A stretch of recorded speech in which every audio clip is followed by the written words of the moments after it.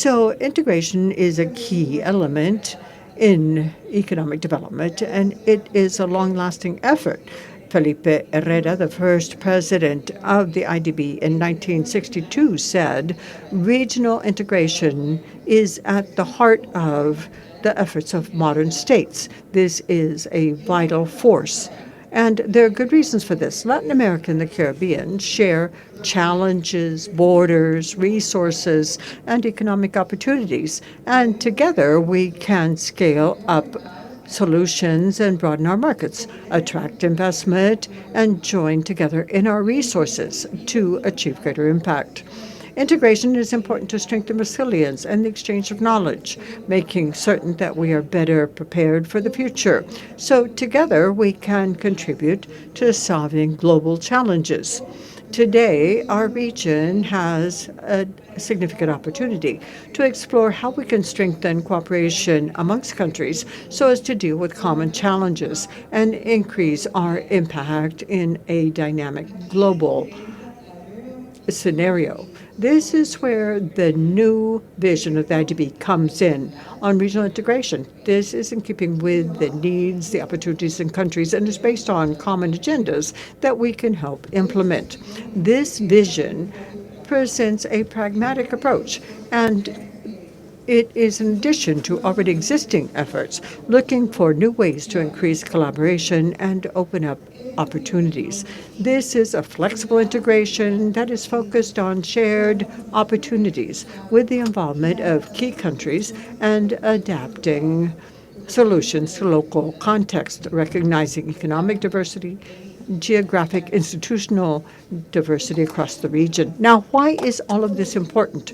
Because with 660 million people and an average per capita income of $10,000, Latin America and the Caribbean offer a high potential economic space. There has been progress in integration, but there are still major challenges. The levels of integration are less than in other parts of the country.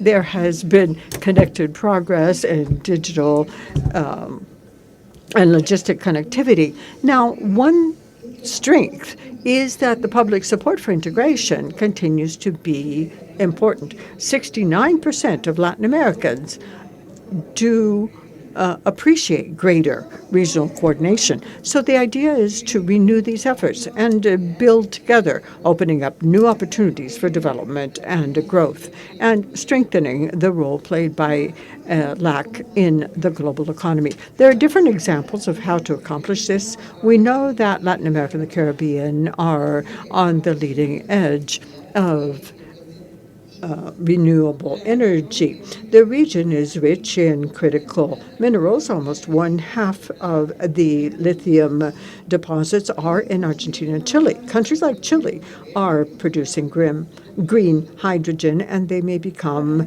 global suppliers. Now, in order to make a good use of these resources and to develop industries with greater value added, energy has to be stored. We need to modernize our electric grids, invest in infrastructure. Expanding renewable energy can also create opportunities for the private sector by boosting the creation of jobs and economic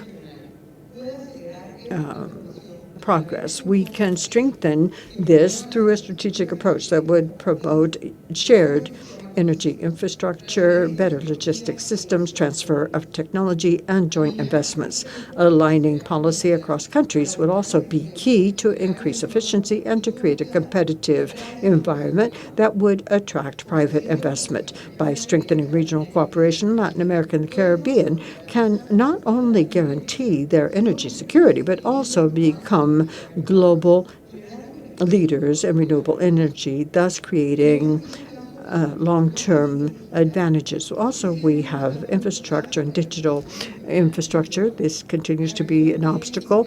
The region has an estimated deficit of 1.4% of its annual GDP, and that affects transportation grids and digital connectivity.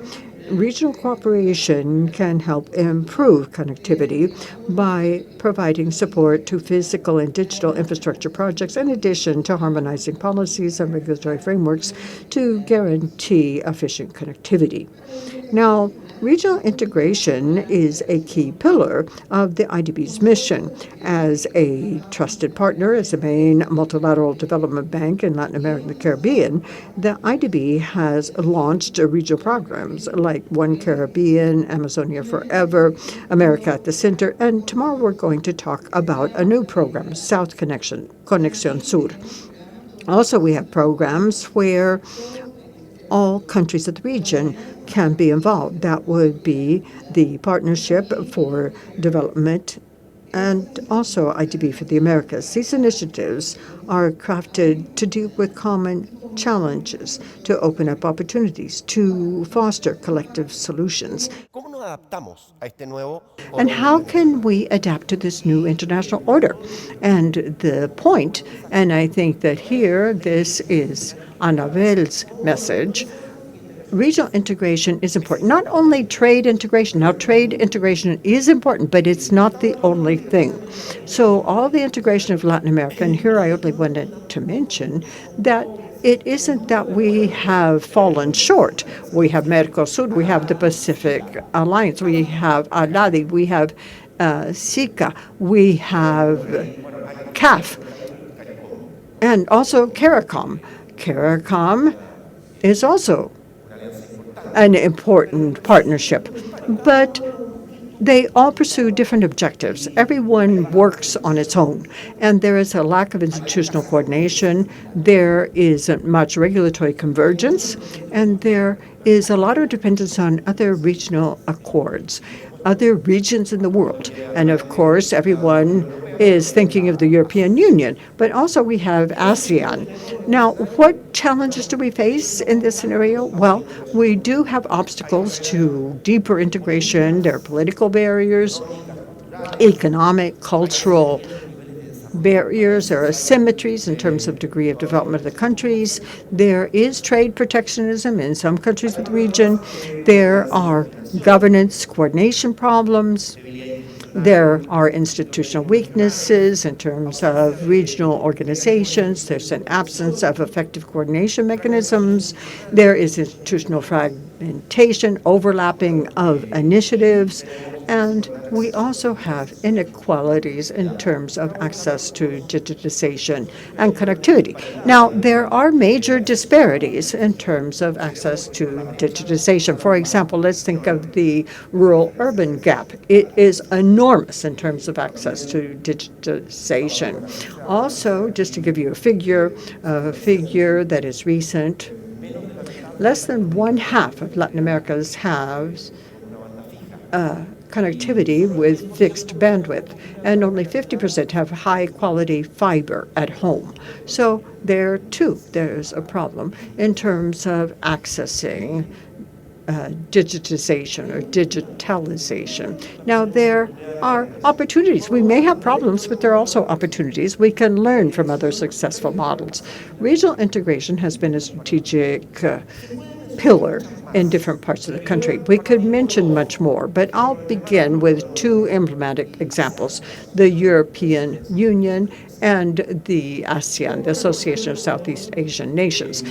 I also wanted to refer to something else that is happening right now, and something that is more or less recent, and that is nearshoring. That means reorganizing productive processes or segments in global value chains.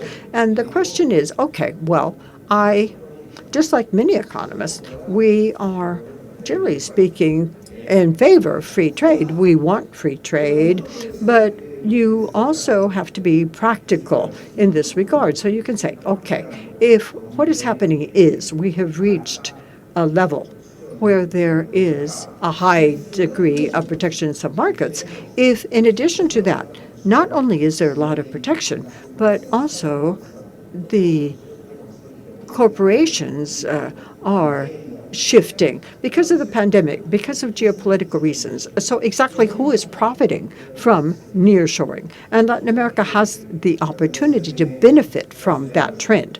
Now, you can shorten delivery times, and you can increase the resilience in terms of global disruptions. And I found a publication from the IDB that analyzed nearshoring, and it finds that we could have something like 78 billion in the short and medium term. $78 billion per year in terms of an increase in our exports because of relocating companies that are further away. And what can we do to reach that objective? First of all, we can give priority to effective multilateral agreements and also work with the main economic blocs in the region. Try to converge. Try to establish connections, linkages amongst our agreements, and avoid a proliferation of agreements. We have to have regional institutions with greater regulatory capacity and supranational organizations for coordination of key areas, for example, in infrastructure, promoting the integration of infrastructure at the physical regional level. So the whole idea of quality infrastructure and integration, logistics, not only trade. And of course, we have to move ahead in terms of energy integration. We have a great opportunity of moving ahead in energy integration in the region. The advantages of free trade in the energy sector are many. And here I have a parenthetical toward the end of this, at the end of this presentation. I believe that the role of multilateral institutions, or the IDB, is critical in promoting this integration. And it's not that we are not integrated, we are not sufficiently integrated in a variety of areas. This role needs a goal, a common goal, and the political will to achieve it. We have taken on a commitment toward 2050. Many countries today are saying that they want to become carbon neutral. We've set the goal of carbon neutrality by 2050, and I ask, why can't we also set a goal to create giant common free market with energy, logistics integration, with better infrastructure and connectivity by that year? Let's set a goal. That goal needs to be ambitious, but doable, and we need a deadline. Otherwise, a goal cannot be effective. So we can look at the glass as half empty. I prefer to see it as half full, given all of the opportunities we have in regional integration. Thank you very much.